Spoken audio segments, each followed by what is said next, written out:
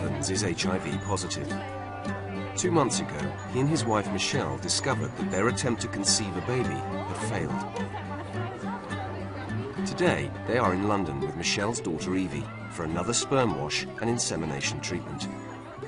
We're at the Science Museum today because we have a lot of time to kill in between our two sections of treatment at Chelsea and Westminster. So you have Evie here with us today, and we thought it'd be nice to bring her to the Science Museum, didn't we? Yep. Oh God, that's scary. She's indicated that she knows we're trying to make a baby, but I don't think she associates the two together. No. She keeps asking for like a brother or sister. We just have to say we're trying our best. When is the baby coming? It's all quite frustrating, really, isn't it? It's been a long time getting to this stage. Yeah, because like this time last year, we thought we'd be sort of well and truly pregnant by now. We didn't think we'd still be trying. This morning, Andrew deposited a sample of sperm to be washed at the hospital. This afternoon, they have to return so it can be put into Michelle's womb. This time we'd rather not have the cameras in because it's an intimate procedure. It's not very pleasant, and sort of the less people in there, the better, really. Just get it over with as quickly as possible. This is the couple's last funded attempt to have a baby with artificial insemination. We get quite desperate sometimes, don't we? We really want this to work. Yeah. Yeah, I think that's the best one that we've had so far. It was really relaxed, it was really quick, didn't hurt. You seemed much happier when you came out this time. Didn't feel shaky or emotional afterwards, just felt really good, feel really positive. Probably because it is our last time, there's kind of a sense of relief as well, isn't there? Yeah. That we don't have to do it again. Yeah, hopefully we don't have to do that process again.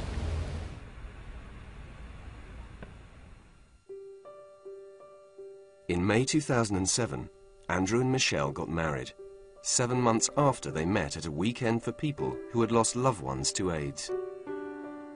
Michelle's brother, like Andrew, was an haemophiliac, infected with HIV. He died when she was 16. As a child, I didn't know anything was wrong.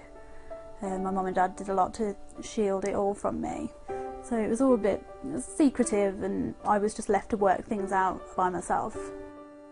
I miss just having that normality. We didn't have a normal childhood. I think a normal life is what most people strive for, isn't it? You know, to be the same as everybody else. Today, Andrew is on his way to St Botolph's Church in London. It's home to a book of remembrance for UK haemophiliacs who have died because of contaminated blood. There were around about 1,250 people that were originally haemophiliacs infected with HIV. Well over 3/4 have actually died so far, and continuing to die at the rate of around about 12 a year. So it's still a very, very deadly illness. It's just a really nice thing to have, I think, to be able to come here at any time and look at this and remember. I think it's become a forgotten illness. I think most people, if you mention HIV and AIDS to them now, think that it's a past problem. But that's just not the case. People are still dying every day. I know that it's not the bed of roses that people make it out to be. The medications that are out there are by no means ideal, and the increase of new cases every year is quite astonishing. And I think by telling people in no uncertain terms that they do not want to get this virus, I'm hoping that they'll pay attention. Andrew knows exactly how HIV can destroy lives. He was hospitalised for most of his teenage years, and when he was 18, he was given 2 weeks to live. I think it was the morning of your 18th birthday we brought you home. They let me out. Let you out for a special event. He wasn't well, but well enough to come home. And we knew it would be his last birthday, really. And we had a surprise party for him, and loads of the nurses from the hospital came as well. And it was just a lovely evening. And we thought, that's it, that's going to be the last one. We were all so tired, I suppose, of the illness and what it was doing to him.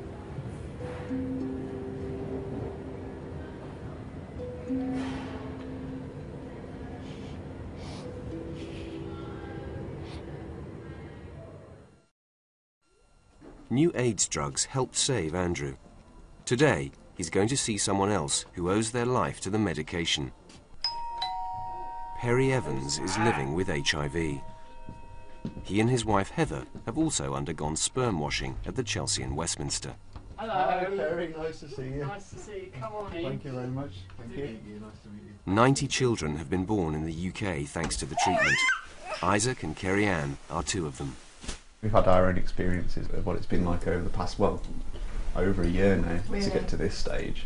And I know that we've had a lot of ups and downs emotionally and what have you. I was just wondering what your journey was like, really. I think it felt like getting on a roller coaster ride. You don't have control anymore, and you're just on this ride. You've just got to see it through. Yeah. It's forever trying to stay mentally strong, forever trying to And not dwell too much on what could happen, and just get through.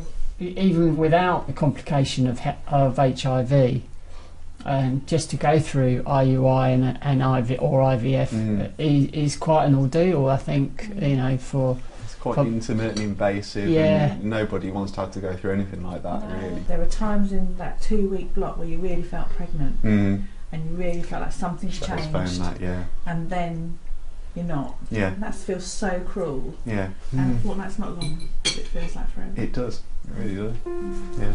Despite their words of support, the 2-week wait has not been easy for Andrew and Michelle. Now the morning of the pregnancy test has arrived. Go and do it now? Okay. If Michelle is pregnant this time, I think there'll just be the biggest family celebration.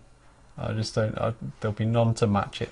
I think the families will be just so excited and pleased, and I've long thought about what it would be like if we actually get that positive result.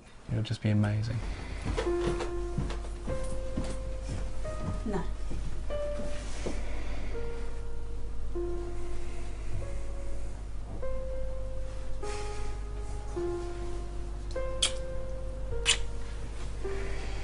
Oh. Kind of what we were expecting there, wasn't it?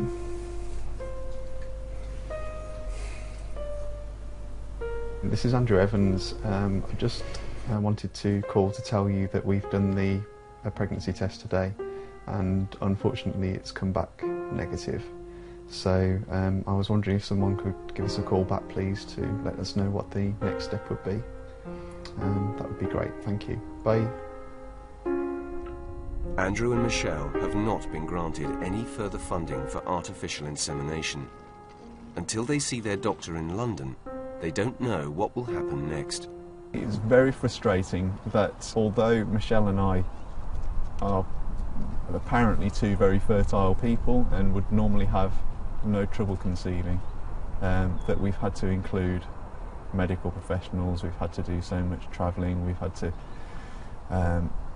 really take advantage of cutting-edge science and have a lot of money spent on us to be able to do something that really ought to be a very, very natural, very personal process. Well, today we're off to London, really to see where we go from here, I guess. We've got a consultation with Dr. Carol Gilling-Smith at the Chelsea and Westminster ACU. She makes the decisions really about what we go ahead with. So we just hope we find her in a good mood today and she's receptive to our wishes as well. Okay, do you want to come through? Let's go. The couple are hoping that she will put them on a cycle of IVF, a process in which Michelle's eggs would be fertilised by Andrew's washed sperm outside the womb before being returned. It's a more complicated procedure than the one they've gone through before, but it has a far greater chance of success. I would say in your age group the chances of the IVF working are 40%, 45%. That's pretty good, isn't it? And I'm convinced that this is the way forward. I'm hoping that first time round you'll get pregnant as well. You expected to hear us, I don't think that consultation could have gone any better, really, No, could it it? went really, really well. What she told us was that we're going to be starting a course of IVF, and that will be starting hopefully in November. I think if we'd have handed her a script with what we wanted her to say on it, I don't think she could have said it any better than she did. So it's really good. In a couple of months, you never know. embarking on a pregnancy is an emotional journey for anybody.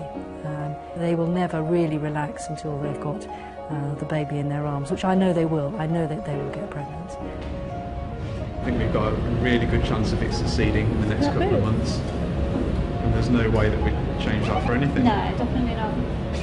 Do it all again, wouldn't we? We had to. Oh, definitely, yeah. I don't think there's anything we'd rather have at the moment than that positive on the pregnancy test in a couple of months. That would just be perfect, wouldn't it? That would complete our little family.